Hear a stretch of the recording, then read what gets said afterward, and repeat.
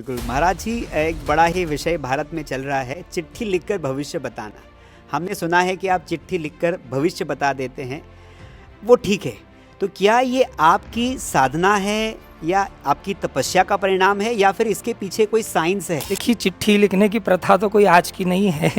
पहले भी खत लिखे जाते थे। एक सामान्य सा इंसान कैसे बना मनसा महाराज? देखिए, अब ये तो प्रभु की कृपा है। कि क्या भविष्यवाणी करना संभव है? इतना हम कह सकते हैं, एक 0.1% तो ईश्वर की मर्जी है, लेकिन भविष्य को बताया जा सकता है भूत को जानकर। अक्सर ऐसा कहा जाता है कि अरे ये तो कुछ बन ना पाया इसलिए बाबा बन गया। पर हम आपकी शैक्षणिक योग्यताएं जानना चाहते हैं कि क्या आपने पढ़ाई लिखाई भी की है? देखिए, बोलने वाले तो बड़े आसानी से कहते हैं, लेकिन कोई विशेष समय होता है अगर कोई भक्त आना चाहता है आपसे, आपके दर्शन करना चाहता है, तो वो किस समय आ सकता है? कोई विशेष वर्ष भर में कोई विशेष महीना होता है या महीने में कोई विशेष दिन होता है? अब उसी दिन दिव्य दरबार लगता है या कभी भी आकर वो यहाँ आकर संपर्क कर सकता है? कई बार हम देखते हैं कोई महाराज जी ऊपर बैठे हुए हैं, कोई व्यक्ति आता है और वो व्यक्ति लंगड़ा है और वो महाराज जी को अपनी समस्या बताता है और महाराज जी वहाँ से कुछ मंत्र उच्चार करते हैं और वो व्यक्ति चलने लग जाता है। क्या ये तो बिल्कुल साइंस के साथ बिल्कुल खेल हो गया ना, एक कि व्यक्ति लंगड़ाते हुए आया और वो महाराज जी ने कुछ बोला और चलते चला गया? कैसे संभव है?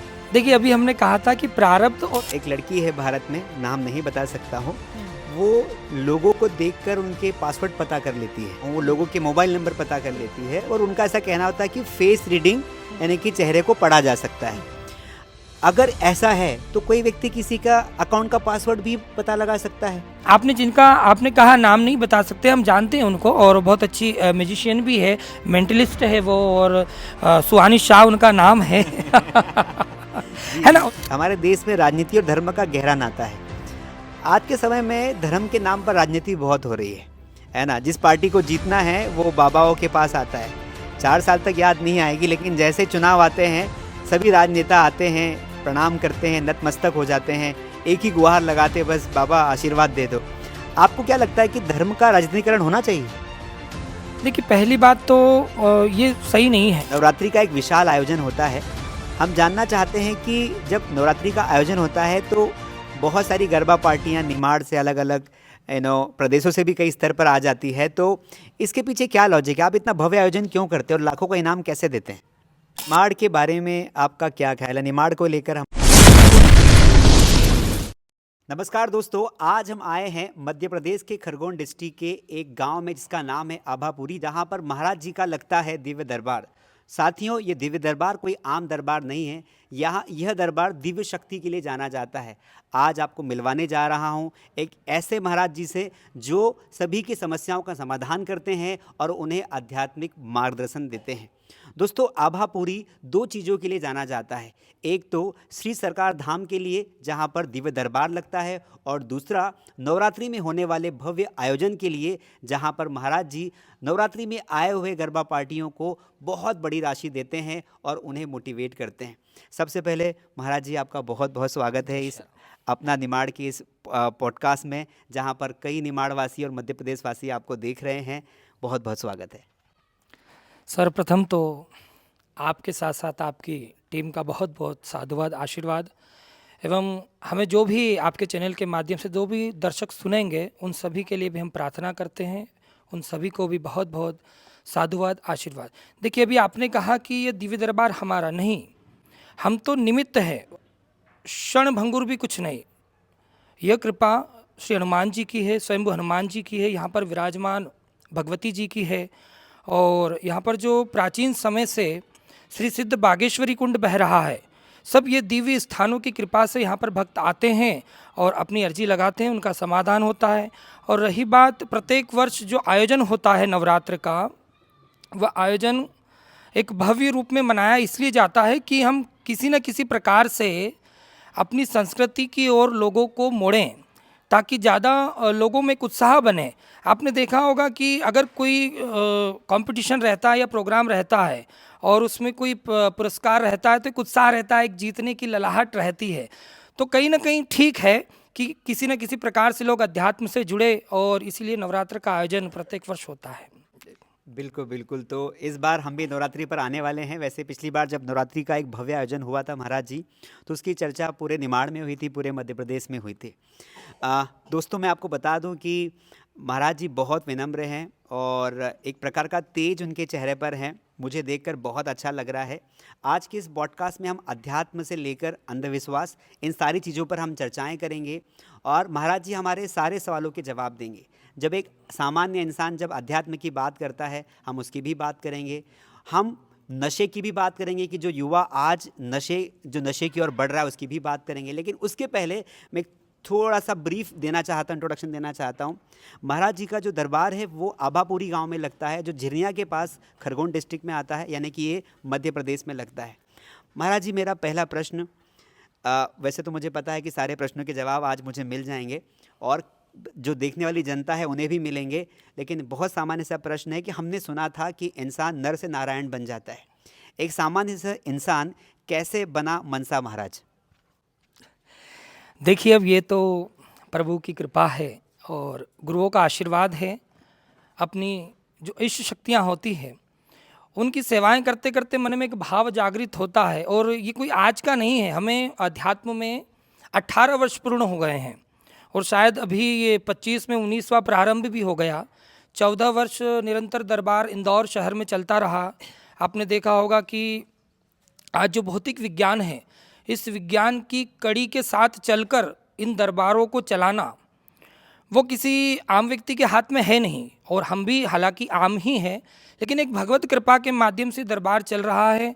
और एक भाव है, भाव जब परिवर्तित होता है, व्यक्ति जो सोचता है प्रकृति उसके सामने वही डेवलप करती है। अगर आपने शुरुआत में ही बाल्यकाल से ही आपने अगर अपनी कोई सोच रखी है कि आप डॉक्टर बनना चाहते हैं या इंजीनियर बनना चाहते हैं, लेकिन किसी कारणवश आपकी व्यवस्थाएं ना हो पाई, आप परिश्रम ना कर पाए, लेकिन ये प्रकृति वैसा मॉडल आपके सामने डेवलप करेगी। आप डॉक्टर नहीं बन पाएंगे तो एक अवश्य आपके जीवन में एक आपका दवा का एक जो मेडिकल होता है, एक मेडिकल अवश्य खुलेगा और एक सर दर्द की दवा अवश्य आप बता पाएंगे। तो कहीं ना कहीं आपको डॉक्टर की एक उपाधि जो है प्रकृति देती है। तो उसी प्रकार जो भी हमारी सोच विचार रहता है, अब सोचिए आज व्यक्ति जो हमसे टकरा रहा है वो हमारे ही विचार का होता है। अगर हम नास्तिक हैं तो नास्तिक लोग हमसे टकराते हैं, अगर हम आस्तिक हैं तो आस्तिक लोग हमसे टकराते हैं। कुल मिलाकर हम जैसे हैं प्रकृति वैसे ही प्रस्तुति हमारे सामने प्रस्तुत करा देती है। यही ईश्वरी कृपा है और यही सत्यता है। बिल्कुल, बिल्कुल महाराज जी, जैसा कि आपने कहा कि जो जैसा है उसे वैसा मिल ही जाता है। महाराज जी ये बताइए कि आपकी आध्यात्मिक यात्रा में ऐसा कौन सा अनुभव था, उस जिस अनुभव ने आपकी सोच को पूरी तरह बदल दिया, आपकी विचारधारा बदल गई? क्योंकि एक सामान्य युवा जो अपना जीवन, आज के युवाओं को हम देखते हैं अपनी मस्ती में मगन है, लेकिन आप जैसे युवा जहाँ पर आते हैं वहाँ पर आप अध्यात्म की एक बहुत बड़ी सोच लेकर आते हैं।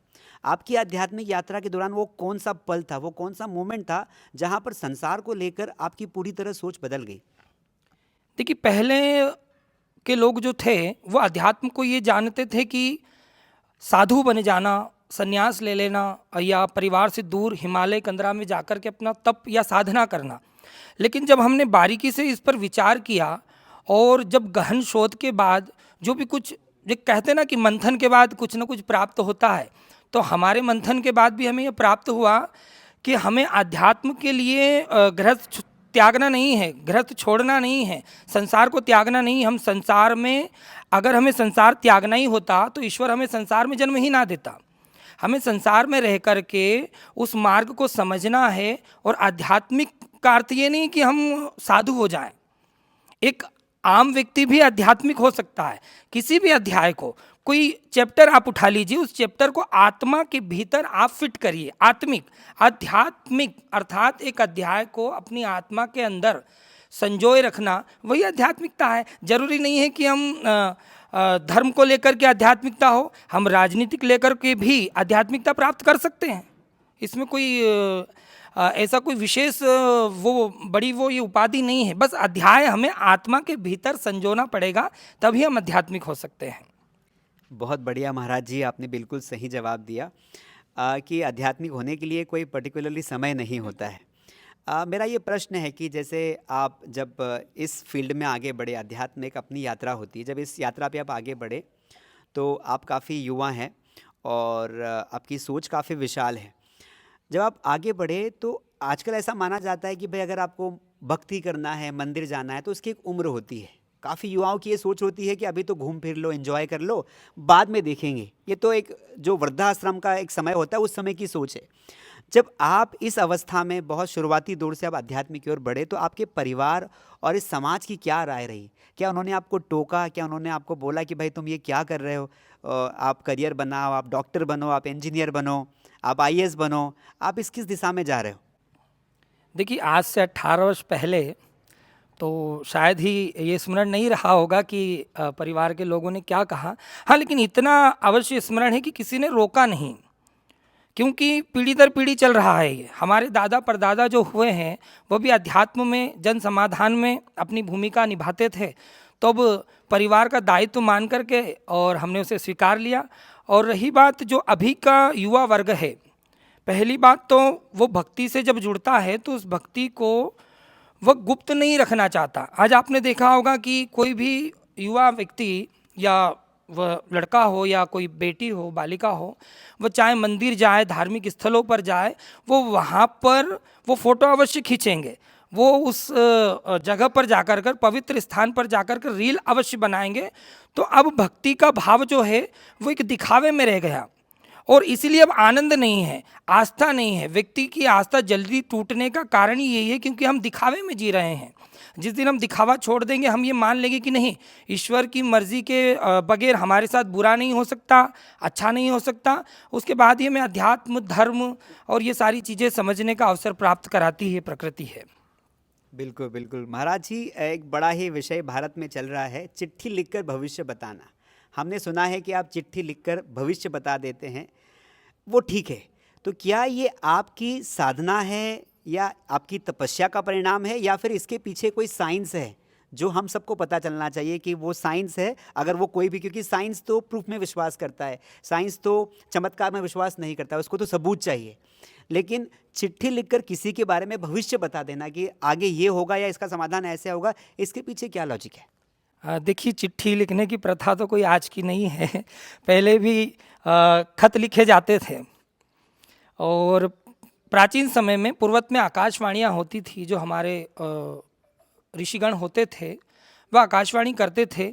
चिट्ठी लिखना, हाँ, इतना हम अवश्य कहेंगे कि एक चमत्कार नहीं है। चमत्कार को अगर इसमें जोड़ा जाए तो ये पाखंड है, ये अंधविश्वास है, ये एक कृपा है। अगर हमारे सामने कोई व्यक्ति आया, आप बैठे हैं हमारे सामने, और आपको लेकर के कोई भाव हमारे मन में आ गया, और उस भाव को हमने कलमबद्ध कर दिया, और जब आपसे पूछा गया और वो मेल खा गया, तो वो कृपा आप पर भी है, हम पर भी है। और अगर वो मेल नहीं खाया तो कहीं ना कहीं कृपा हम पर भी नहीं, आप पर भी नहीं। अब लोग जो है चमत्कार में ज़्यादा भागते हैं, क्योंकि मेहनत करना कोई नहीं चाहता। सब चाहते हैं कि तत्काल हमें कुछ न कुछ प्राप्त हो जाए।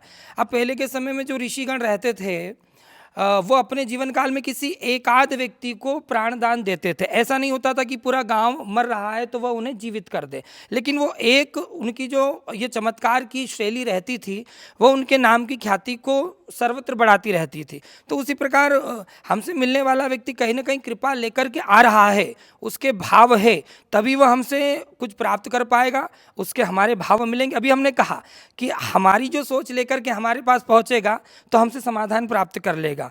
और अगर हमारी सोच उनकी सोच या उनकी सोच हमारी सोच मिलती ही नहीं है, तो हम कितना भी संतुष्ट करने का प्रयास कर ले, वो व्यक्ति संतुष्ट नहीं हो पाएगा। व्यक्ति यही कहेगा कि गुरुजी ने स्पष्ट बात नहीं कही है। और रही बात साइंस की, तो साइंस तो देखिए, आज ये भी साइंस है। आप कैमरा लेकर के बैठे हैं, माइक है, इसके बगैर संभव ही नहीं है कि हम रिकॉर्ड कुछ कर पाएँ। तो साइंस के बगैर सुबह उठते से लेकर रात सोते तक साइंस है, और जन्म से लेकर मृत्यु तक साइंस है। वो कहा जाता है नहीं कि आज बिना ऑपरेशन के बच्चा आता नहीं है, ये एक साइंस है, ऑपरेशन एक साइंस है। और बिना हॉस्पिटल का बिल बनाए व्यक्ति यहाँ से ऊपर जाता नहीं। वेंटिलेटर के बगैर आजकल मुश्किल है, व्यक्ति जा नहीं रहा, तो वेंटिलेटर भी एक साइंस है। तो उसी प्रकार साइंस एक अपने आप में बहुत महत्वपूर्ण भाग रखता है। लेकिन आप एक बात बताएं, आपका मस्तिष्क साइंस है क्या? नहीं है। ये मस्तिष्क जो है ये ईश्वर ने आपको प्रदान किया है। तो जब तक ईश्वर की कृपा आप साइंस में नहीं मिलाएंगे, अर्थात उसकी कलाकारी को आप अपनी कलाकारी में, उसकी कलाकारी कौन है? आप हैं, हम हैं। मनुष्य उसकी कलाकारी है, अन्य जीव जंतु उसकी कलाकारी है। अब हम इसमें अपनी कलाकारी को जब मिलाते हैं तो कुछ न कुछ क्रिया की प्रतिक्रिया होती है और साइंस निकल करके आता है और वह विज्ञान है। बिल्कुल बिल्कुल, बहुत बढ़िया। आपने एक बहुत अच्छी बात बताई कि जब आपके दिव्य दरबार में कोई भी आता है तो वो किस मन से आता है, वो बहुत मायने रखता है। अगर उसके मन में आपके प्रति बहुत श्रद्धा है, ईश्वर पे विश्वास है, तो मन से मन मिल जाता है और उसके जवाब मिल जाते हैं। एक और प्रश्न महाराज जी मेरे मन में आता है और सामान्य जन के मन में आता है, स्पेशली उन लोगों के मन में आता है जो विज्ञान पे काफ़ी भरोसा रखते हैं, कि क्या भविष्यवाणी करना संभव है? क्या हम किसी के बारे में, किसी व्यक्ति विशेष के बारे में, या किसी राज्य के बारे में, किसी देश के बारे में, किसी भी घटना के बारे में भविष्यवाणी कर सकते हैं आध्यात्मिक रूप से, या फिर ये केवल एक आस्था का विषय है? देखिए, इसको हम दो भागों में लेंगे। भविष्यवाणी, पहले तो हमें समझना है कि भविष्य क्या है। हमारा भूतकाल ही भविष्य है। अगर आप हमसे कुछ भविष्यवाणी चाहते हैं तो उस समय अगर हमें आपके भूत को जानने का ज्ञान होगा तो उसके आधार पर हम आपका भविष्य प्रोड्यूस कर सकते हैं और वह सत्य भी बैठेगा। ये नहीं कहते हैं कि 100% वह सत्य बैठेगा, 100वां तो कुछ होता ही नहीं। हम 99.9% इतना हम कह सकते हैं, 0.1% तो ईश्वर की मर्जी है। लेकिन भविष्य को बताया जा सकता है भूत को जानकर। अब मान लीजिए आज भूतकाल में कोई अपराधी है, उसने किसी की जान ले ली या कोई ऐसा कृत्य किया जिसके कारण उसे सजा हुई है, तो उसके भूतकाल को जानने वाले जो वकील होते हैं वो ये प्रोड्यूस करते हैं, वो जज होता है, वो ये प्रोड्यूस करता है कि भविष्य में तुम्हें 5 साल 7 साल आजीवन जीवन की सजा हो सकती है। होगी या नहीं, ये भूत कितना प्रबल है, यानी कि आपके द्वारा किया गया कर्म कितना प्रभावशाली है, जो भविष्य में आपके लिए नए मार्ग लेकर के आएगा या आपके मार्ग को बंद करने वाला है। यही एक अध्यात्म का विषय है। बहुत बढ़िया, बहुत ही शानदार गुरुजी। महाराज जी ये बताइए कि क्या व्यक्ति, क्योंकि अध्यात्म की चर्चा चल रही है और सभी दर्शक देख भी रहे हैं, इनके मन में बड़े सवाल होते हैं। मेरा सवाल ये है पब्लिक के माध्यम से कि क्या इंसान का भविष्य तय होता है, या फिर वो अपने भविष्य को अपने कर्मों से बदल सकता है, जिसे हम एक प्रारब्ध बोलते हैं। जब इंसान के हाथ में चीज़ें कंट्रोल में नहीं रहती है तो वो उसे बोल देता है कि ये तो प्रारब्ध है, ये तो तुम्हारा प्रारब्ध है। पर क्या उसे बदला जा सकता है? क्या प्रारब्ध को बदला जा सकता है? देखिए, बहुत ही अच्छा प्रश्न है आपका। हम आप एक छोटी सी चीज़ आपसे पूछना चाहते हैं कि जब बच्चा जन्म लेता है तो उसके हाथों में क्या रेखाएं होती हैं? उसके हाथों में रेखाएं नहीं होती। वह जैसे जैसे बड़ा होता है वैसे वैसे रेखाएं बनना उसके हाथों में शुरू हो जाती है। तो उसी प्रकार भविष्य तो एक भूतकाल पर आधारित है, अर्थात कि भविष्य तो हमारे जीवन में क्या होने वाला है यह तो तय है। लेकिन अब मान लीजिए कृपा कहाँ पर वहाँ पर अपना काम करती है, ईश्वर की सत्ता किस जगह पर अपना काम करती है कि मान लीजिए हमारा भविष्य है, हमारे भविष्य में कोई ऐसी घटना या किसी व्यक्ति के भविष्य में ऐसी घटना होने वाली है कि जिससे उसके प्राण जाने वाले हैं, किसी बड़े वाहन से वो टकराने वाला है और उसके प्राण जाने वाले, लेकिन वह अध्यात्म से जुड़ गया, ईश्वर के शरणागत हो गया, तो उस पर कृपा हो जाएगी। वह घटना तो अवश्य होगी लेकिन घटना का प्रारूप बदल जाएगा। वो घटना के समय उस बड़े वाहन की जगह छोटा वाहन होगा और मृत्यु की जगह उसे थोड़ी क्रॉस लगेगी और उसका लिखावा भी पूर्ण हो जाएगा, और जो परिवर्तन ईश्वर की कृपा से होता है अर्थात वह भी हो जाएगा। तो भाग्य बदला जा सकता है, कोई बड़ी बात नहीं है। आप अपने कर्म को मजबूत बनाइए और कर्मा वाचा आप बनिए। मनसा वाचा कर्मणा जो कहते हैं, अपने मन में भी वही धारण करें, अपने कर्म में भी वही धारण करें और अपनी वाणी में भी वही धारण करें। जब आप तीनों को मिला लेंगे तो कोई बड़ी बात नहीं है कि किसी भी सफलता तक आप नहीं पहुंच सकते, आप अवश्य पहुंच सकते हैं। बिल्कुल सही बात है। तो मैं इस बात से सहमत हूँ कि जैसा कि आपने बताया कि इंसान चाहे तो अपने भविष्य में बदलाव कर सकता है कर्मों के द्वारा, और जो घटनाएं ज़िंदगी में होने वाली है महाराज जी ने बताया वो तो होगी, लेकिन अगर आप उस घटनाओं के पहले अध्यात्म से जुड़ जाते हैं, ईश्वर से जुड़ जाते हैं। इसके लिए एक बीच में रोक रहे हैं आपको, जी, एक जी, अच्छी जी। बात कही गई भी है, आपने सुनी भी होगी कि होनी तो होकर रहे, होनी है तो होए, होनी तो होकर रहे, होनी है तो होए, कृपा इतनी हो जाए कि होनी में अनहोनी ना होए। तो बस अनहोनी से हमें बचने के लिए ईश्वर की शरणागत तो जाना ही पड़ेगा। बिल्कुल, बिल्कुल। बहुत बढ़िया बात बोली कि भई आप हमको नहीं पता है हमारे जीवन में क्या होने वाला है, लेकिन अगर हम इस मार्ग पर चलते हैं, ईश्वर के करीब जाते हैं, उन्हें मानते हैं, तो थोड़ी बहुत चीज़ें में आपको बचाव मिल सकता है। महाराज जी, वैसे तो आपके कई नाम हैं, दिव्य दरबार के नाम से भी लोग जानते हैं, श्री सरकार धाम के नाम से भी जानते हैं। जिनको नहीं पता है वो आभापुरी के नाम से भी जानते हैं, क्योंकि कई बार ऐसा कहा जाता है कि जब किसी एक जगह कोई एक व्यक्ति बहुत चर्चित हो जाता है तो वो उसी के नाम से जाना जाता है। पर थोड़ा सा अगर मैं व्यक्तिगत रूप से जानना चाहूँ तो मैं आपका नाम जानना चाहता हूँ कि आपका वास्तविक नाम क्या है? देखिए, वास्तव में वास्तविक नाम तो सभी का रहता ही है कुछ न कुछ, और समय के साथ परिवर्तन हो जाता है। लेकिन अध्यात्म में जो हमें नाम मिला है, और पहले लोग हमें जो आज भी हमारे ग्रामीण क्षेत्र में आप देखेंगे, जो छोटे छोटे बच्चे हैं वो हमें मोनू बाबा कर कर के अभी भी बुलाते हैं, क्योंकि वह प्राचीन नाम है और पुरातन कभी भी परिवर्तन नहीं होता, संशोधन होता है। तो उसी के साथ समय के साथ हमारे नाम में संशोधन हुआ, गुरुओं की कृपा हुई और वह परिवर्तन होकर के आज मनसा महाराज जी के नाम से लोग हमें जानते हैं। ऐसे मनसा जी तो काफ़ी समय पहले ही नाम चर्चित कर दिया था हमारे गुरुओं ने, लेकिन समय के साथ साथ कुछ लोगों ने, कहते हैं ना, कुछ लोग आपको आगे से उपाधि देते हैं, तो कुछ लोगों ने हमें महाराज जी की उपाधि दे दी, कुछ लोगों ने गुरु जी की उपाधि दे दी। तो उसी प्रकार अब चल रहा है, जो जिस नाम से पुकार लेता है उस नाम से हम उसकी बातों को सुन लेते हैं। बिल्कुल, बिल्कुल। तो बचपन से, मतलब आप बचपन से ही मोनू बाबा के नाम से चर्चित रहे हैं, आज सरकार धाम बन गए हैं, बहुत बड़ी बात है।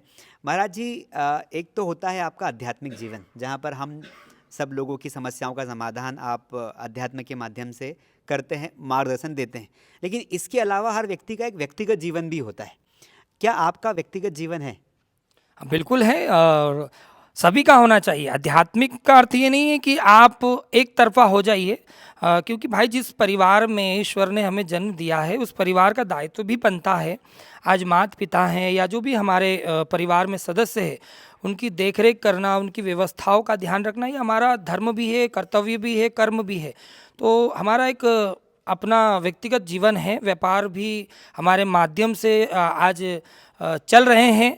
बस अर्थ यही है कि अब हम उसमें हम नहीं हैं, लेकिन व्यापार चल रहे हैं, और कहीं ना कहीं व्यक्तिगत उस व्यापार से हमारा जीवन भी चल रहा है। क्योंकि जीवन जीने के लिए ये नहीं कि अध्यात्म में आ गए या आश्रम हो गया या भक्त हमसे जुड़ गए हैं तो भक्तों के द्वारा ही हम अपने जीवन को यापन करें, ये सही नहीं है।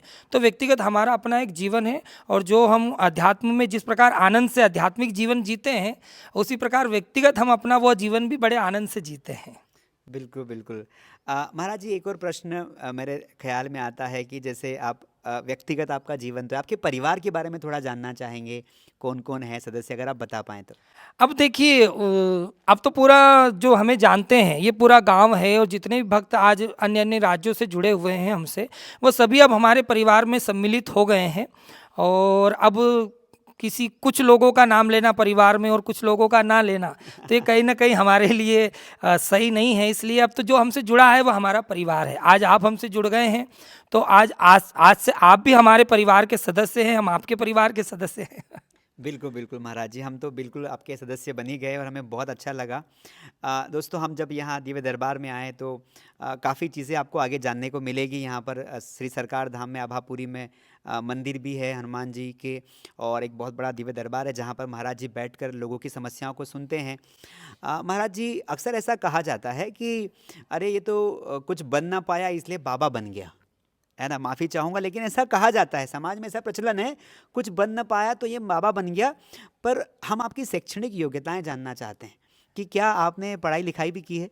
देखिए, बोलने वाले तो बड़े आसानी से कहते हैं, लेकिन सिंगल बीए करना ही बड़ा मुश्किल होता है, और हमें तो डबल करना पड़ता है, बीए बीए बाबा ये डबल बीए हो गया। अच्छा तब अच्छा। ये बड़ा ही मुश्किल है, क्योंकि जब भी हम इस क्षेत्र में चलते हैं तो कई ऐसे लोग हमसे टकराते हैं, कई ऐसे भक्त हमसे टकराते हैं जिनकी बातें कई बार हमें भी झंझोड़ देती है।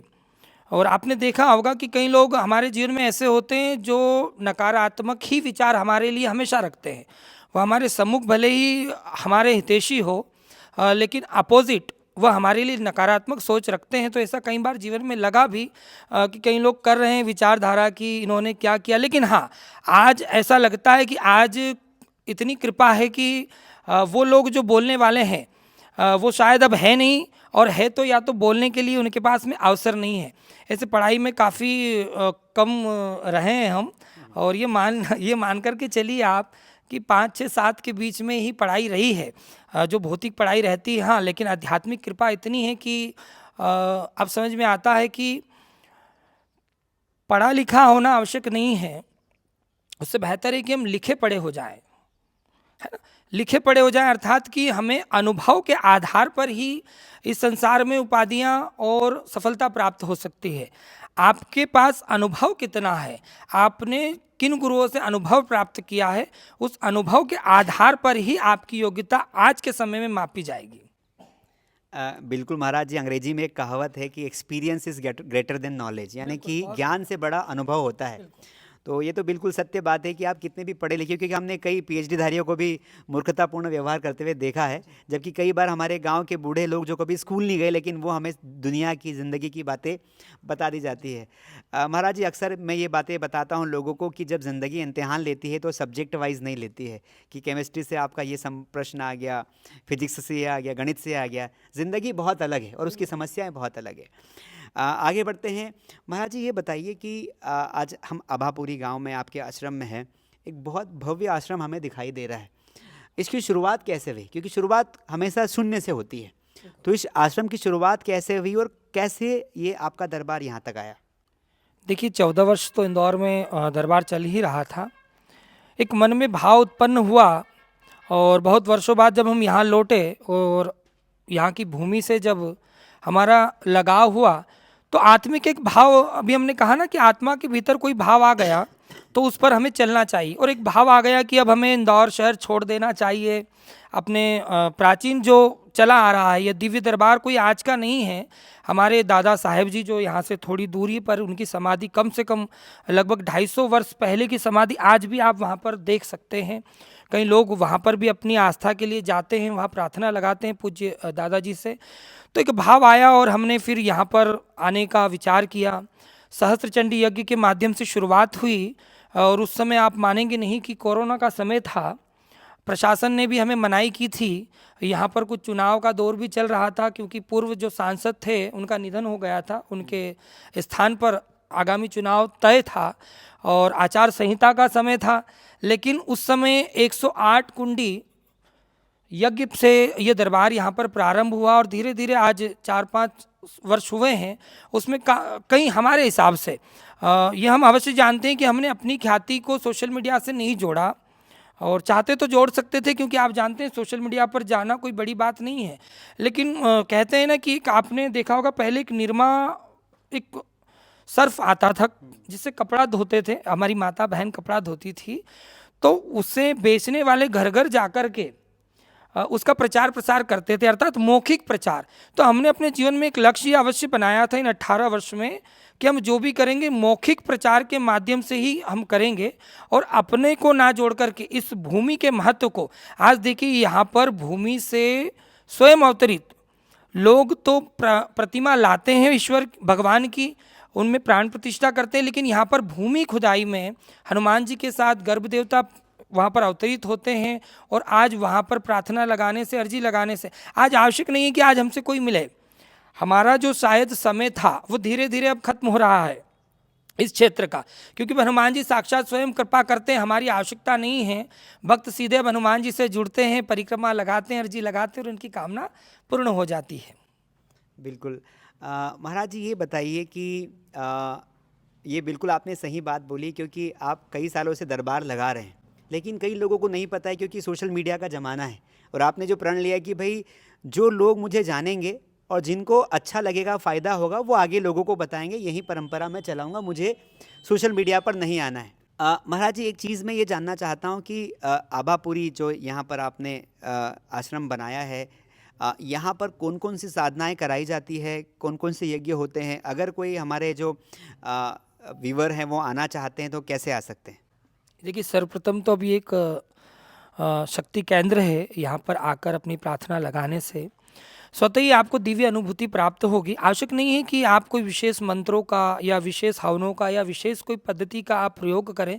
मात्र आप ध्यान चित्त लगा कर के भी सिद्ध कुंड के सामने, हनुमान जी के सामने अगर बैठते हैं तो आपको यहाँ की दिव्य कृपा प्राप्त होती है।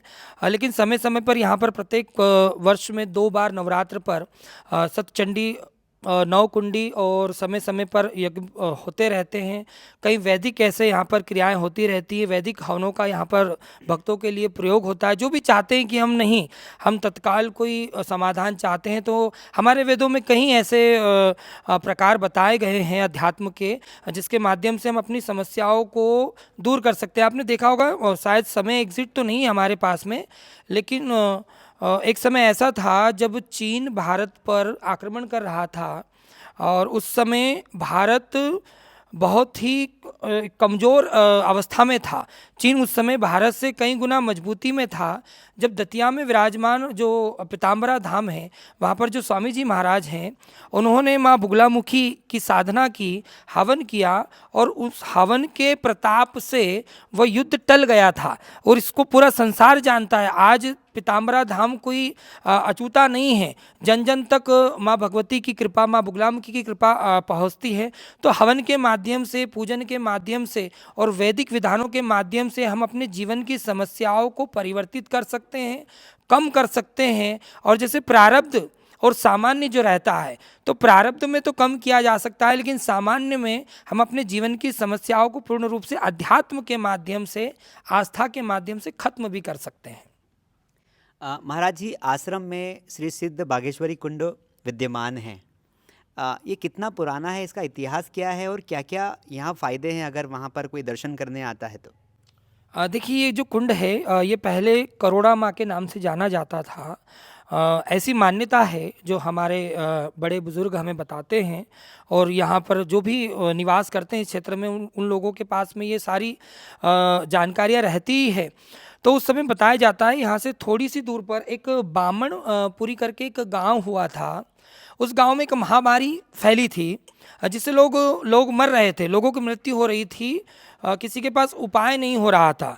उनको चर्म रोग बड़ी तेज़ी से फैल रहा था, जिसके कारण उनकी मृत्यु तक हो रही थी।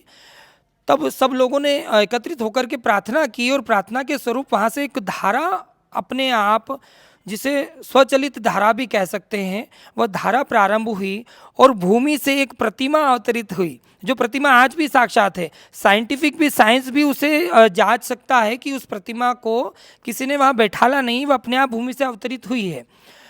उस कुंड में स्नान करने से ही लोगों की समस्याएं, लोगों की तकलीफ़ें दूर होने लगी। और ये आज का नहीं, लगभग 1000 वर्ष पहले की बात हम बता रहे हैं। शायद जो सुनने वाले हैं वो कहेंगे कि बहुत ही पुराना विषय गुरुजी कह रहे हैं, लेकिन ये हज़ारों वर्ष पहले की बात है। और कुंड आज समय के साथ नामांतरण कर दिया गया है, जो श्री सिद्ध बागेश्वरी कुंड श्री सरकार धाम के नाम से जाना जाता है। और आज भी धाम आने से पहले उस कुंड पर जाने का एक विधान है कि आप कुंड पर जावें, वहाँ से जल लेकर के माँ बागेश्वरी को आप अर्पित करें, उसके बाद आप धाम आवें, माँ भगवती की प्रार्थना करें, हनुमान जी की परिक्रमा करें, आपकी कामना अवश्य पूर्ण होती है। क्या बात है। बिल्कुल महाराज जी, तो मैं निवेदन करूंगा कि एक बार आप ज़रूर इस कुंड के दर्शन करने आए। कुंड कितनी दूर है आश्रम से? यहाँ से लगभग 1.5 किलोमीटर के अंतराल में ही ये कुंड है। और आप पैदल भी जा सकते हैं। ऐसी मान्यता तो रही है कि धाम से लोग पैदल ही जाया करते थे, लेकिन अब आज है ना कि घर से बाहर अगर बच्चों को दूध लेने भी पहुँचाया जाए तो वो बगैर वाहन के जाते नहीं हैं। तो वाहन से जाने में 5 मिनट का एक समय लगता है। और जो भी दर्शक वहाँ जाना चाहते हैं वहाँ अवश्य जाएं। वहाँ पर आप स्नान करें और ध्यान करें। आप देखेंगे कि एक प्राकृतिक ऊर्जा, शक्ति कहीं और ढूंढने की आवश्यकता नहीं है। हमारे विचारों में, हमारी आत्मिकता में और हमारी शांति में ही शक्ति ऊर्जा विद्यमान है। बिल्कुल बिल्कुल महाराज जी। महाराज जी, आश्रम सिर्फ भक्तों के लिए हैं या फिर कोई भी व्यक्ति, किसी भी धर्म का या जाति का व्यक्ति आश्रम में आ सकता है? देखिए, जो श्रम करते हैं, आश्रम जो श्रम करना चाहते हैं, श्रम मतलब कि जो अध्यात्म में श्रम करना चाहते हैं, परिश्रम करना चाहते हैं, जो आस्था में परिश्रम करना चाहते हैं, जो विश्वास में परिश्रम करना चाहते हैं, ये आश्रम उनके लिए सदैव ही खुला रहता है। और भक्त तो निरंतर आते रहते हैं। ये अलग बात है कि अमावस्या से पंचमी ही हमसे मिलना हो पाता है, लेकिन ऐसा नहीं कि तभी आपकी समस्या का समाधान होगा। आप प्रत्येक दिन, ऐसे प्रत्येक मंगलवार, प्रत्येक शनिवार भी कई लोग हनुमान जी के दर्शन करते हैं और उनकी कामनाएं पूर्ण होती है। महाराज जी, आप पर्ची लिखकर और भक्तों की समस्याओं का समाधान करते हैं। कोई विशेष समय होता है अगर कोई भक्त आना चाहता है आपसे, आपके दर्शन करना चाहता है, तो वो किस समय आ सकता है? कोई विशेष वर्ष भर में कोई विशेष महीना होता है या महीने में कोई विशेष दिन होता है? अब उसी दिन धाम लगा, दिव्य दरबार लगता है, या कभी भी आकर वो यहाँ आकर संपर्क कर सकता है? देखिए, पहली बात तो थोड़ा सा हम आपको स्टॉप करेंगे। हम पर्चा लिख करके समाधान नहीं करते हैं। ये दरबार जो है, शायद कई लोग जान नहीं पाते हैं, दरबार के आगे स्पष्ट रूप से लिखा हुआ है कि श्री सरकार दिव्य दरबार पथ प्रदर्शन केंद्र।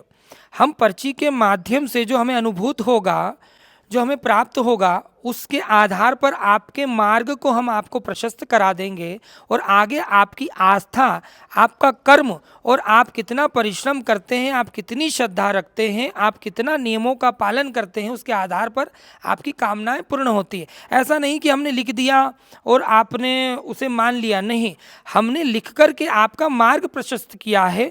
भाई, आप इस काम को किस प्रकार से कर सकते हैं, वो रास्ता हमने आपको दिखाया है। और उस रास्ते पर जब आप अपनी आस्था और परिश्रम लेकर, कहते हैं ना कि आस्था, श्रद्धा और धैर्य, ये तीन चीज़ों से काम नहीं चलता।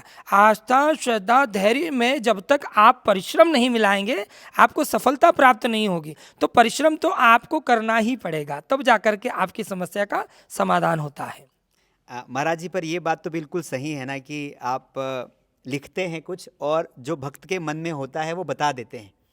हाँ, अभी हमने कहा ना कि जो भाव लेकर के हमारे प्रति आया है, जिनके मन में भाव है, जो जानता है कि नहीं गुरुजी के ऊपर हनुमान जी की कृपा है, गुरुजी के ऊपर माँ भगवती की कृपा है, तो उनके मन में एक भाव होगा भगवती के लिए, हनुमान जी के लिए।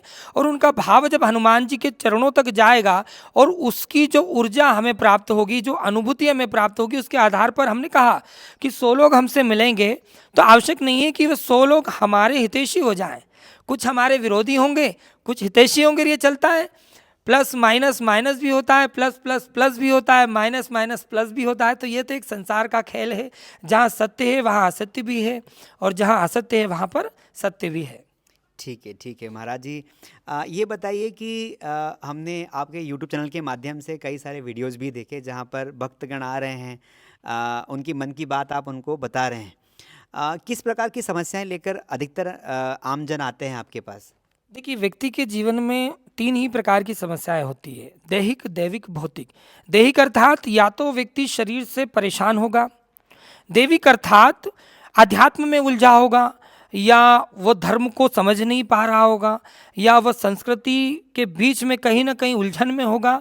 दैहिक, दैविक और भौतिक। भौतिक अर्थात भौतिक में व्यक्ति को बहुत सी समस्याएं होती है। आज व्यक्ति अपने जीवन में सब सुख चाहता है, धन कमाना चाहता है, व्यक्ति अपना बड़ा कारोबार करना चाहता है, अपना मकान, अपना बिल्डिंग, अपना बैलेंस बढ़ाना चाहता है। तो ये 3-4 प्रकार के जो युग के हिसाब से, जैसे द्वापर, त्रेता और सतयुग में दैहिक, दैहिक, भौतिक, तापा, ये 3 प्रकार के जो ताप बताए गए थे, वही ताप कलयुग में भी हम मनुष्यों के साथ में है। कारण, क्योंकि सतयुग, द्वापर और त्रेता में ईश्वर की कृपा से भगवान, दानव और मनुष्य साथ साथ निवास करते थे। आपने देखा होगा, ऋषिगण मनुष्यों में आते थे, वह यज्ञ करते थे, तो उस यज्ञ से प्रसन्न होकर के देवता उन्हें दर्शन देते थे, और उस यज्ञ को भंग करने के लिए दानव भी उस यज्ञ में विघ्न डालते थे। लेकिन मनुष्य ही एक ऐसी ईश्वर की संरचना है जो द्वापर, त्रेता, सतयुग में चलने के बाद भी आज कलयुग में आपने देखा होगा कि आपको दानव दिखाई नहीं दे रहा होगा, आपको भगवान दिखाई नहीं दे रहा होगा। अनुभूत होना एक अलग विषय, लेकिन मनुष्य चारों युगों में बना हुआ है। तो ये समस्याएं जीवन में चलती रहती हैं, और कभी घबराना नहीं चाहिए, और सतगुरु का आपको आशीर्वाद प्राप्त करना चाहिए। ऐसे गुरु से आपको जुड़ना चाहिए जो आपका मार्ग प्रशस्त करे, सही दिशा आपकी निर्धारित करे और आपकी समस्या का समाधान कर दे।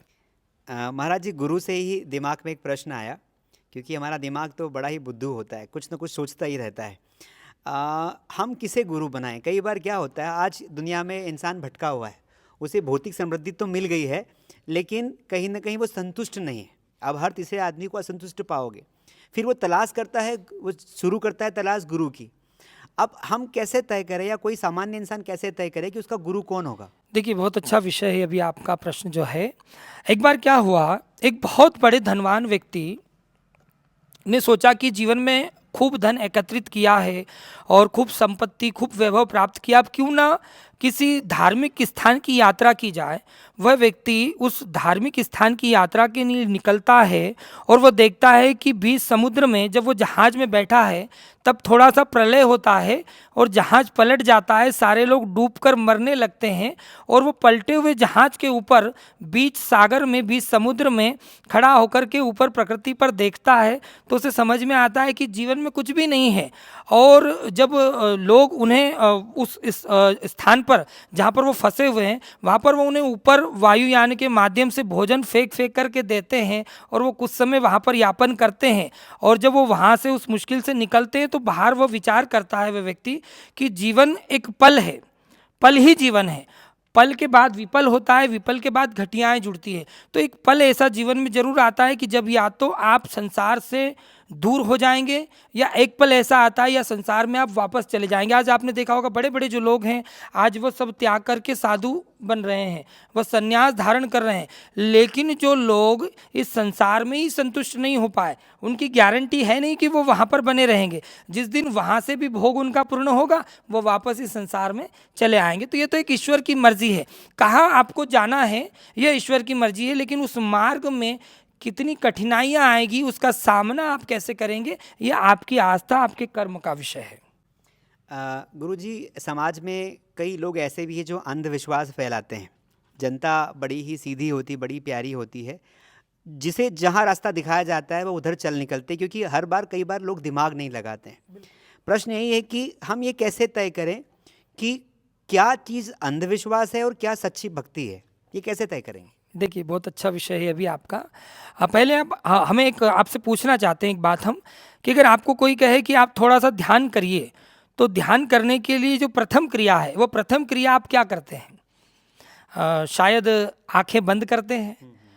आंखें आपने बंद की तो बंद आंखों को कहते हैं अंधविश्वास। अर्थात जब तक आंखें बंद नहीं होगी आपका विश्वास बनेगा नहीं। विश्वास में जब तक अंध ना हो उसमें सफलता नहीं होगी।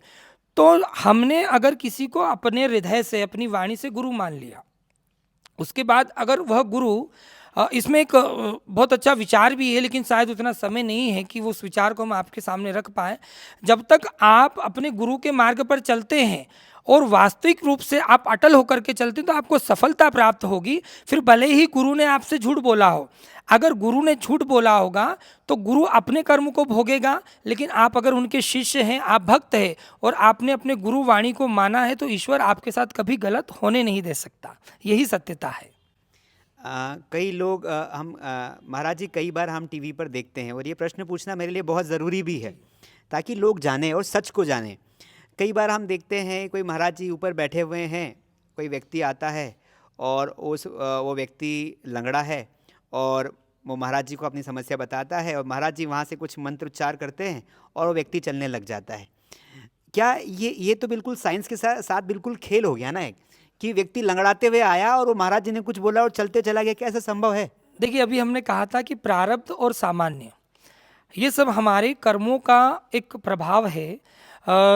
इस संसार में किसी भी समस्या के समाधान के लिए 3 मार्ग चुने जाते हैं, 3 युक्तियां लगाई जाती है, 3 उपाय किए जाते हैं। वो कौन कौन से? पहला मणि, मंत्र और औषधि।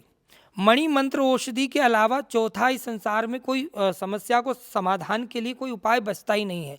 तो अगर मान लीजिए कोई व्यक्ति हॉस्पिटल में है और डॉक्टर्स उनको मना कर रहे हैं कि अब इन्हें, इस पेशेंट को आप घर ले जाइए, अब समय नहीं है, संभव नहीं है, क्योंकि अब मशीनरी आगे कुछ बता नहीं पा रही, तब उसके परिजन लोग उसके लिए मंत्रों का प्रयोग करते हैं, हवन का प्रयोग करते हैं और मंत्रों की कृपा होती भी है।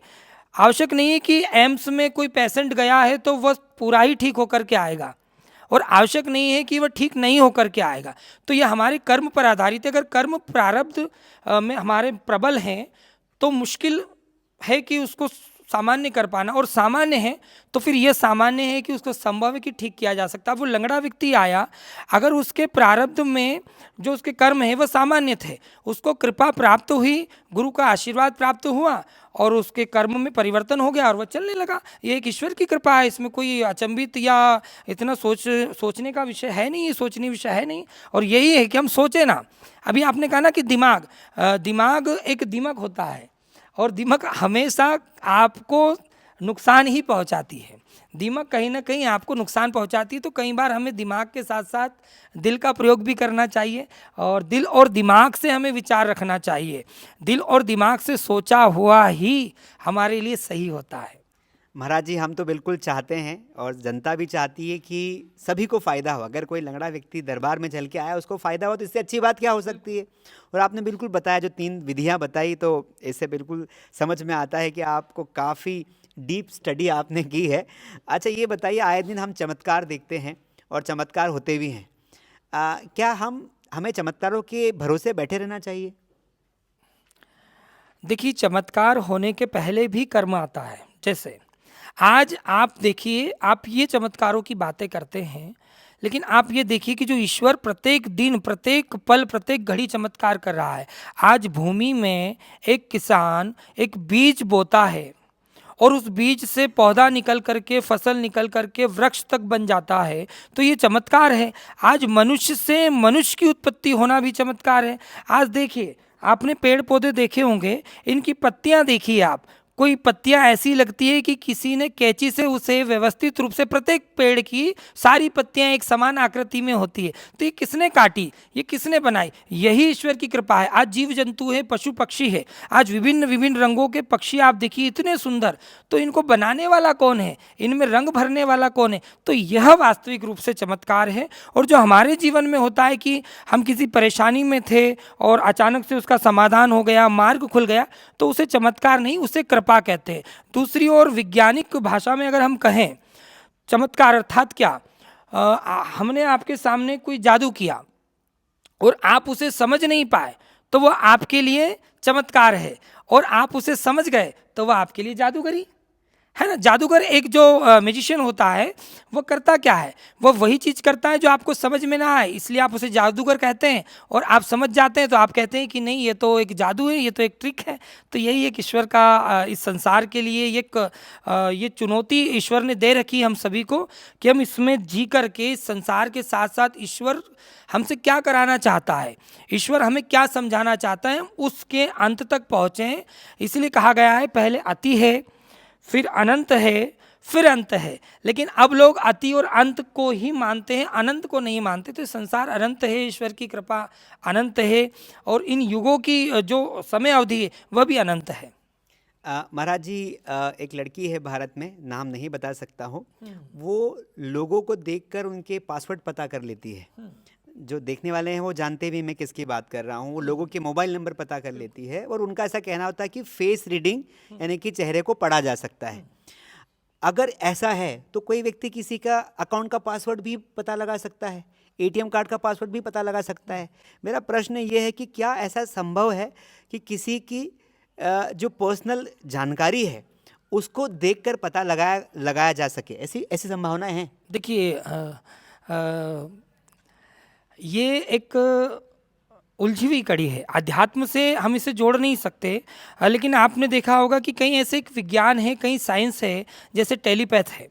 टेलीपैथ के माध्यम से, आप मेडिटेशन के माध्यम से आप व्यक्ति के फेस को देख कर के जानकारियाँ निकाल सकते हैं। हाँ, लेकिन ये मोबाइल का पासवर्ड बताना, नंबर बताना, ये अध्यात्म की श्रेणी में अवश्य आता है, लेकिन ये सारे उपकरणों का खेल है।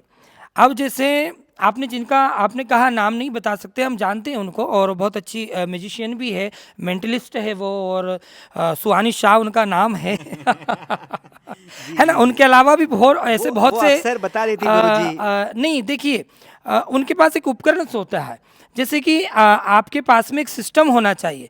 आप हमें रिकॉर्ड कर रहे हैं तो रिकॉर्ड करने के लिए आपके पास में एक सिस्टम होना चाहिए। आज हमने पर्चे में कुछ लिखा तो उसमें कोई साइंस का उपकरण नहीं है, लेकिन उनके पास कोई ऐसा एक जो पैड रहता है या पर्स रहता है जिसमें साइंटिफिक अपने आप आपने बोला है और उनका जो सहभागी होता है, जैसे अभी आपके सहभागी लोग यहाँ पर उपस्थित हैं, हमारे भी होते हैं, हमने कुछ कहा तो उसको फॉलो करते हैं, तो हमसे कुछ पूछा गया, उस सहभागी ने उस उपकरण में उसको वहाँ से टाइप किया, ये कंप्यूटराइज्ड सिस्टम है ना। ऐसा संभव नहीं है। मेंटलिज्म का मतलब यही होता है कि आपको मेंटल बनाना, आपको पागल बनाना। मेंटल का मतलब क्या होता है? पागल।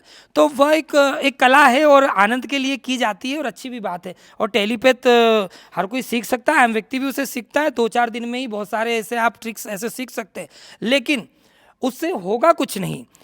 और अध्यात्म के माध्यम से जब हम आपकी समस्या को झांकते हैं और उसका समाधान का मार्ग आपको देते हैं और आप उस पर चलते हैं, तो आपकी समस्या का समाधान होता है, तो आपको एक आत्मिक अनुभूति प्राप्त होती है। आनंद प्राप्त होना अलग विषय है, आत्मिक अनुभूति प्राप्त होना अलग विषय है। जैसे कि चरित्र में जीना और लीलाओं में। अब भगवान राम चरित्र में जिए और भगवान कृष्ण लीलाओं में, और आज व्यक्ति लीलाओं में जीना चाहता है, लेकिन लीलाओं में व्यक्ति को जीना संभव ही नहीं है। आज हम लीलाएं नहीं कर सकते, आज शेषनाग के ऊपर हम चढ़ कर के नृत्य नहीं कर सकते, लेकिन भगवान राम की तरह हम अपने माता पिताओं की बातों को मानकर, अपने पत्नी का साथ लेकर, भाई का साथ लेकर हम वन भी काट सकते हैं, अपनी समस्याओं का समाधान भी हम कर सकते हैं। तो हमें चरित्र में जीना चाहिए, हमें लीलाओं में नहीं भागना चाहिए। बिल्कुल, बिल्कुल महाराज जी। तो वही मेरा प्रश्न था और शायद जवाब मिल भी गया होगा कि कुछ कंप्यूटराइज सिस्टम होता होगा, क्योंकि अगर ऐसा कोई पता कर ले तो उसका गलत उपयोग भी कर सकता है महाराज जी। ये संभव नहीं है। पहली बात तो क्या होता है कि जो मेंटलिस्ट होता है वो आपको वही सोचने के लिए दबाव करते हैं जो वो आपसे बुलवाना चाहते हैं, और दूसरा कुछ ऐसे उपकरणों का प्रयोग किया जाता है। लेकिन जब आध्यात्मिक माध्यम से कोई गुरु, चाहे हम हो, हम तो गुरु नहीं हैं, एक हम मात्र आपकी तरह एक माध्यम हैं, एक नॉर्मल ही इंसान ही हैं हम, लेकिन कई ऐसे भी गुरु हैं इस संसार में, कई ऐसे संत हैं जो बैठे बैठे आपके भविष्य को बदलने की क्षमता रखते हैं। कई बार आपने सुना होगा कि किसी गुरु ने अपने शिष्य को जमीन से एक मिट्टी उठा करके दे दी, वह उसके लिए सोना बन गया। तो यह एक कृपा है। तो हमें अध्यात्म को अलग और विज्ञान को अलग मान करके चलना पड़ेगा, तभी हम इस कड़ी से विभक्त होकर के ईश्वर की इस संसार की कलाकृति को जान सकते हैं। बिल्कुल महाराज जी। चलिए अगले सेगमेंट में हम बात करते हैं युवाओं के ऊपर। आज के समय में जो युवा हैं, जो यंग हैं, जिन्हें जेनजीज कहा जाता है, एक नया शब्द निकला है जेनजीज, अक्सर वो नशे की ओर बढ़ रहे हैं, विलासिता की ओर बढ़ रहे हैं। उनका भी आजकल एक मेंटालिटी बन गई है, खाओ पियो मौज करो, बाकी ज़िंदगी में क्या रखा है। आप उन्हें क्या मैसेज देना चाहेंगे? देखिए, जो जेनजीस आपने शब्द किया है, ये इसकी उपलब्धता पूर्ण रूप से कहाँ से आई? पहले जेनजीस एक जॉम्बी को कहते थे। जो जॉम्बी रहते थे, आपने कई मूवीज़ देखी होगी कि एक जॉम्बी एक ऐसा रोग कि जो अगर हमें हो गया है तो हम सभी को लगाना चाहते हैं। उसमें आप देखते होंगे कि व्यक्ति एक दूसरे को काटता है, जिसे जॉम्बी कहते हैं, है ना? आपने सुना होगा। अच्छा, ये तो उसी प्रकार आज का जो युवा है ना, अगर किसी एक व्यक्ति ने किसी नशीले पदार्थ का सेवन कर लिया या उसे उसकी आदत हो गई, तो वो धीरे धीरे चाहता है कि उसके जानने वाले, उसके मित्र भी उसमें पड़े, ताकि उसका एक कुटुंब बड़ा हो, उसकी जो टीम होती है वो बड़ी। और प्रत्येक व्यक्ति आज चाहता है, कौन नहीं चाहता हमारे पीछे 10 या 20 लोगों की टीम खड़ी रहे। तो ये एक नशा उसी प्रकार से बढ़ रहा है, लेकिन इसके लिए कहीं ना कहीं माता पिता लोग जो रहते हैं बच्चों के, वो जिम्मेदार हैं। आप अपने बच्चों को बाल्यकाल से ही ऐसे संस्कार दें, आप उनका इतना ध्यान रखें, वो किनसे मिलते हैं, वो किस समय घर आते हैं, किस समय घर से बाहर जा रहे हैं। जब आप इतना ध्यान रखने लगेंगे तो आप अपने बच्चों को गलत दिशा में जाने से बचा सकते हैं। लेकिन आजकल पेरेंट्स भी जो हैं, माता पिता हैं, वो बच्चों को छोड़ देते हैं संसार के भरोसे। और कहा जाता है ना कि पहले शब्द के सार को समझें, समय मिले परिवार को समझे, और ज़्यादा समय मिल जाए तो संसार को समझे। लेकिन आज व्यक्ति शब्द के सार को समझना नहीं चाहता, वो थोड़ा सा बड़ा होता है और संसार में चला जाता है। और संसार तो आप जानते हैं कि आप अपने जीवन को सिर्फ चलाना सीखें, संसार सब कुछ आपको अपने आप सिखा देता है। इसलिए सब युवाओं से तो हम यही कहेंगे कि नशे से दूर रहें। नशे में किसी का जीवन नहीं बन पाया है, सभी अंत में पूर्णतः खंडन की ओर गए हैं, उनका जीवन पूरा उन्होंने नष्ट किया है। और समय समय पर आप परिवर्तन करें। अगर कोई लत में आप पड़ गए हैं तो धीरे धीरे आप उससे छुटकारा पा सकते हैं। आप अध्यात्म के मार्ग में जाएं, आप किसी ऐसे गुरु के शरणागत हो जाएं जहां से आपकी आत्मिक शांति प्राप्त हो और आपको नशे की आवश्यकता ही, और वास्तविक रूप से नशे की आवश्यकता है ही नहीं संसार में। इस जीवन को, इस संसार में नशे की आवश्यकता है ही नहीं। मात्र अगर आपने अपने जीवन को अध्यात्म, परिवार और अपने भविष्य से जोड़कर रखा तो आपका भविष्य सिक्योर रहेगा। महाराज जी, सोशल मीडिया का दौर है। अभी हम देखते हैं जैसे ही बच्चा पैदा होता है, 2 साल का होता है, वो जिद रोता है तो जो पेरेंट्स होते हैं वो बच्चे को मोबाइल दे देते हैं। बच्चा चुप हो जाता है, पेरेंट्स अपना काम करते हैं। जब बड़ा हो के वही बच्चा इंस्टाग्राम, व्हाट्सएप, सोशल मीडिया चलाता है और जब बिगड़ जाता है तब परेशान होकर लोग फिर गुरुओं के पास आते हैं कि हमारा बच्चा हमारे कंट्रोल में नहीं रहा। सोशल मीडिया से बच्चे कैसे डील करें, पेरेंट्स कैसे डील करें, ऐसा क्या करें कि ये लत ना बने, इसका गलत उपयोग ना हो? देखिए, सभी पेरेंट्स एक युक्ति बना लें। 1 से 7 वर्ष के लिए बच्चों के लिए मोबाइल को वह बिगाड़ यंत्र माने।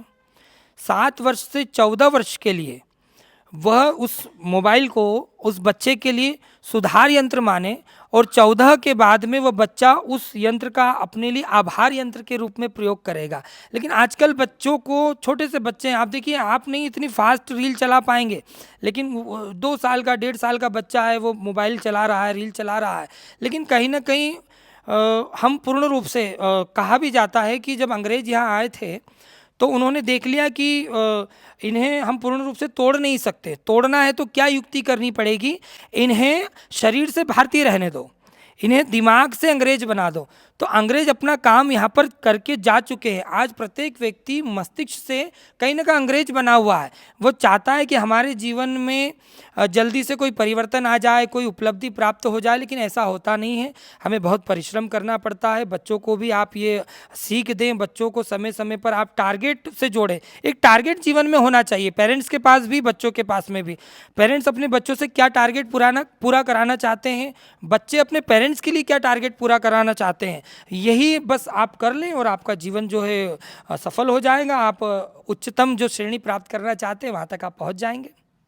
बिल्कुल, गुरुजी ने जो बताया है आपको वो ध्यान रखना है, जितने भी पेरेंट्स इस पॉडकास्ट को देख रहे हैं। गुरुजी, थोड़ा राजनीति की बात करते हैं, क्योंकि हमारे देश में राजनीति और धर्म का गहरा नाता है।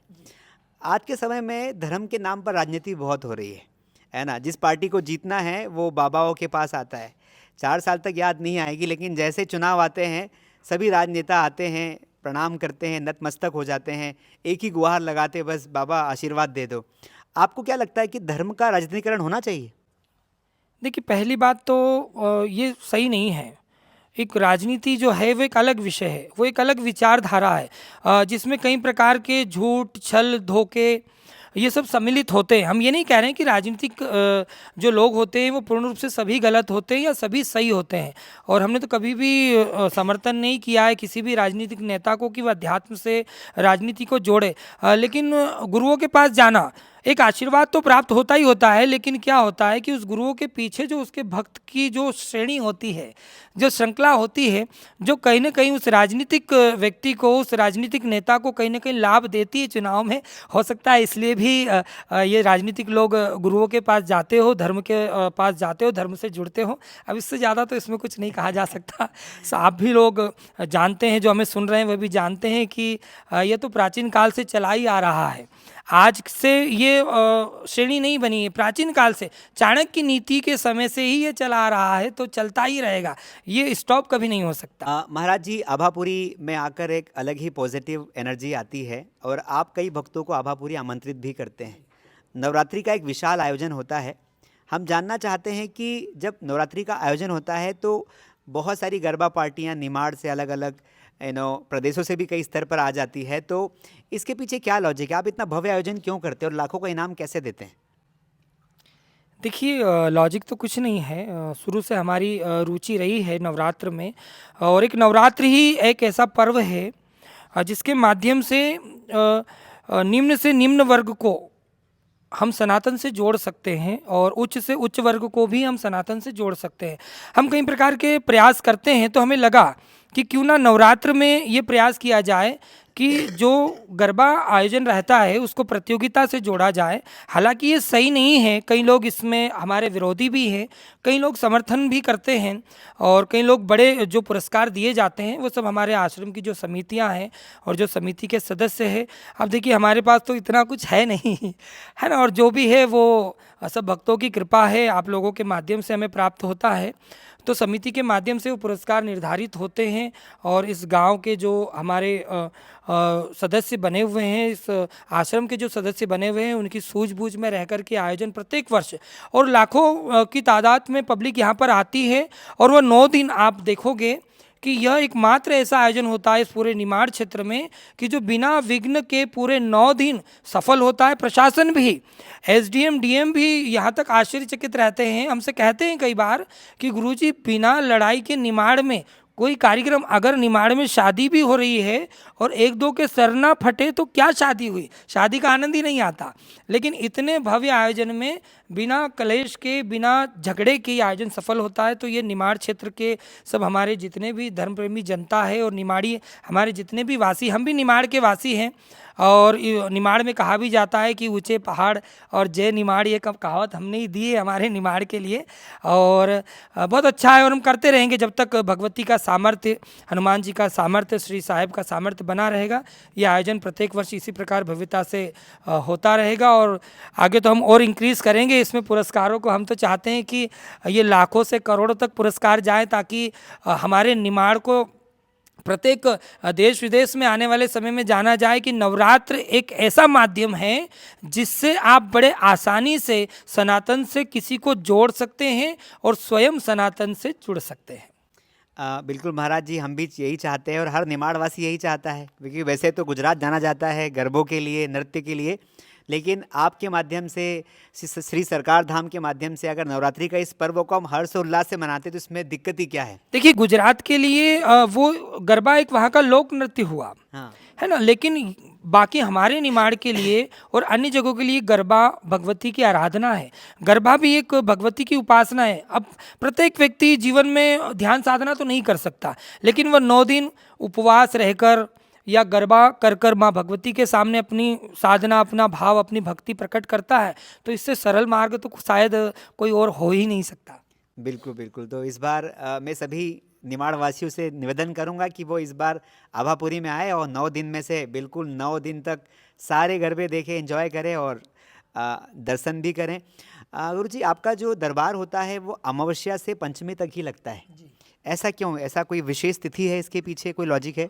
विशेष तिथि या लॉजिक तो नहीं है, लेकिन बाकी दिनों में हमने कहा आपसे कि व्यक्तिगत जीवन भी हमारा चलता है, उसको भी बनाए रखना, व्यक्तिगत व्यवस्थाओं, आवश्यकताओं की पूर्ति के लिए कहीं ना कहीं हमें व्यक्तिगत संसार में जाना पड़ता है, लोगों से और भी व्यक्तिगत लोगों से जुड़ना पड़ता है।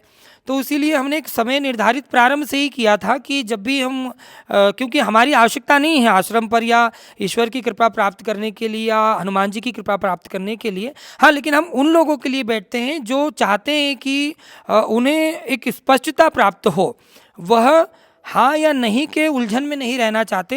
इसलिए अमावस्या से पंचमी तक हम धाम पर रहते हैं और बाकी दिन भी वीडियो कॉल के माध्यम से। कई भक्त ऐसा नहीं है कि हमसे भारत के लोग ही जुड़े हैं, यूएसए, युगांडा और अमेरिका से भी लोग वीडियो कॉल के माध्यम से हमसे जुड़ते हैं और समाधान प्राप्त करते हैं और हनुमान जी की कृपा से उन्हें समाधान प्राप्त भी होता है। महाराज जी, कहाँ कहाँ आपका दरबार लगता है? क्योंकि भक्त पूरे भारत में, विदेश में भी हैं। देखिए यहाँ 5 वर्ष तो पूर्ण हो गए हैं। इससे पहले 14 वर्ष इंदौर में था और इंदौर के पहले भी हम रहे हैं, भांडेर में हम रहे हैं, ग्वालियर में रहे हैं, भोपाल में रहे हैं और दतिया का तो नाम हमने सबसे पहले ही लिया कि बुंदेलखंड की भूमि से तो हमारा एक गहरा रिश्ता नाता कह लो आप उसे, जिसे भूल नहीं सकते। और वहाँ से कहीं हमें गुरु कृपा भी प्राप्त हुई है, गुरु ज्ञान भी प्राप्त हुआ है और आज निमाड़ क्षेत्र में वही कृपा, यहाँ की भूमि की कृपा चल रही है और लोगों का समाधान हो रहा है। महाराज जी, अब हम अंत की ओर है इस पॉडकास्ट के। निमाड़ के बारे में आपका क्या ख्याल है? निमाड़ को लेकर हमारा जो चैनल है अपना निमाड़ निमाड़ 5 जिलों का एक समूह, एक बहुत बड़ा भौगोलिक क्षेत्र है लेकिन जिस तरीके से विकास होना चाहिए, जिस तरीके से चीज़ें आगे बढ़नी चाहिए थी, कई लोग निराश है कि उस तरीके से आगे नहीं बढ़ रही हैं। इतना बड़ा धाम है, इतना बड़ा दिव्य दरबार है, लेकिन कई बार पता ही नहीं चल पाता है। तो आपका क्या ख्याल है, निमाड़ कैसे आगे बढ़े? निमाड़ में क्या-क्या आयोजन होने चाहिए? कैसे हम इसको आगे बढ़ाएँ? देखिए, पहले तो हम ये जानें कि हमारे निमाड़ को निमाड़ क्यों कहते हैं। जहाँ पर हमें नीम वृक्ष की आड़ हो जाए, छाँव मिल जाए, वो निमाड़ है। अर्थात आपने देखा होगा हमारे यहाँ नीम के वृक्ष अत्याधिक हैं, है ना? इसलिए निमाड़ जाना जाता है। लेकिन एक और अलग बात है कि यहाँ पर पिछड़े लोगों की संख्या ज़्यादा है, जो लोगों को सुविधाएं नहीं प्राप्त हो पा रही, और यहाँ के जो राजनीतिक लोग हैं, कहीं ना कहीं अब उनके लिए हम अवश्य कहेंगे कि वो लोग धर्म की राजनीति करते हैं। यहाँ पर हमारी दृष्टि से हम 5 वर्ष से देख रहे हैं, जो विकास होना चाहिए था यहाँ पर विकास नहीं होता है। और प्रत्येक चुनाव के समय कई लोग हमारे पास भी आते हैं, जन जन तक संपर्क भी जो राजनीतिक लोग करते हैं, लेकिन वो सिर्फ आश्वासन करते हैं। इसके लिए तो हम प्रशासन का, यहाँ के प्रशासन का भी वो करते हैं कि प्रशासन को भी थोड़ा आगे आना चाहिए, राजनीतिक लोगों को भी आगे आना चाहिए। और यहाँ पर जो सुविधाएं हैं, व्यवस्थाएं हैं, रोडों की हालतें बहुत ख़राब है, पानी की व्यवस्था नहीं है, और लोगों के पास में रोजगारों की बहुत कमी हो रही है। तो कहीं ना कहीं यहाँ के सब टीम मिल करके, जो राजनीतिक टीम है, जो प्रशासनिक टीम है, और जो हमारी गवर्नमेंट है, भारत सरकार है, उनसे भी हम अपील करेंगे कि वो यहाँ पर विकास के साधन को बढ़ाएं, लोगों की आवश्यकताओं का ध्यान दें, और रोजगार की यहाँ पर श्रेणी जो लाई जाए, तो कहीं ना कहीं डेवलप अत्याधिक बढ़े। अब जगह जगह इतना डेवलप हो रहा है, तो निमाड़ में होना भी चाहिए। और निमाड़ एक अपने आप में अपनी भूमिका को संजोए हुए हैं। यहाँ पर कई ऐसे साधु संत हुए, हमारे जो बट्यान के बाबा, जो आज परम धाम में आज हमारे बीच में नहीं है, उनके उन जैसे संत विभूति यहाँ पर विराजमान रहे, उसके बाद भी अगर निमाड़ में इतनी विकास की बातें ना हो, तो ये उचित नहीं है। हमारे हिसाब से तो विकास की अपील हम तो करेंगे, और आपसे भी, आपके चैनल के माध्यम से जितने भी श्रोता हमें देख रहे हैं, जितने भी लोग हमें सुन रहे हैं, वह भी आप इस काम में लग जाइए और अपने निमाड़ का विकास करें। और इसी के साथ जय निमाड़, जय निमाड़, जय निमाड़। महाराज जी, बिल्कुल आपने सही कहा कि राजनेताओं को अपनी जिम्मेदारियों का सही तरीके से पालन करना पड़ेगा, और प्रशासन को भी बड़ी भूमिका निभानी पड़ेगी। दोस्तों, उम्मीद करता हूं कि महाराज जी से जो भी हमने बातें की वो आपको बहुत अच्छी लगी होगी। आज के इस श्री सरकार धाम के इस पॉडकास्ट में हमने मोंटू बाबा से लेकर, जिस तरीके से बचपन से लेकर एक श्री सरकार धाम तक का सफ़र तय किया, हमारे गुरुजी ने कई लोगों की समस्याओं का समाधान भी करते, और इस आभापुरी एक छोटे से गांव को एक बहुत बड़ा दरबार के रूप में आपके सामने उपस्थित किया है। मैं चाहता हूं कि महाराज जी, आपका आशीर्वाद और हनुमान जी का आशीर्वाद सब पे बना रहे। देखिए, कृपा तो सदैव सभी पर बनी रहती है। एक आस्था का विषय है कि आपकी हम पर आस्था है, हनुमान जी पर आस्था है, आस्था का विषय है कृपा के लिए। लेकिन सभी से अंतिम यही कहना चाहेंगे कि जीवन में हमें कारण नहीं भूलना चाहिए। अगर जो व्यक्ति अपने जीवन में कारण को भूल जाता है, वो व्यक्ति सब कुछ पाकर के भी सब कुछ खो देता है। इसलिए हमने कुछ लाइनें भी लिखी। उसी के साथ आज के इस आपके प्रोग्राम को हम यहीं पर विराम करेंगे। कहते हैं कि कारण को भूलकर अकारण ही लोग अपनी छवि बनाने में लग गए। कारण को भूलकर अकारण ही लोग अपनी छवि को बनाने में लग जाते हैं।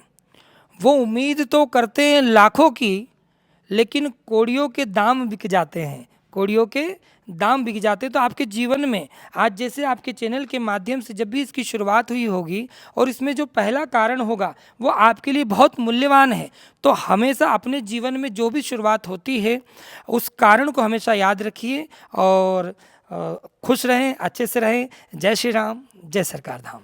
बहुत बहुत धन्यवाद आपने, श्री सरकार धाम, बहुत बहुत धन्यवाद महाराज जी, बहुत बहुत धन्यवाद, क्योंकि आपने अपने व्यस्ततम समय में से कुछ क्षण हमें दिए और अपना निमाड़ के इस चैनल पर आप आएँ।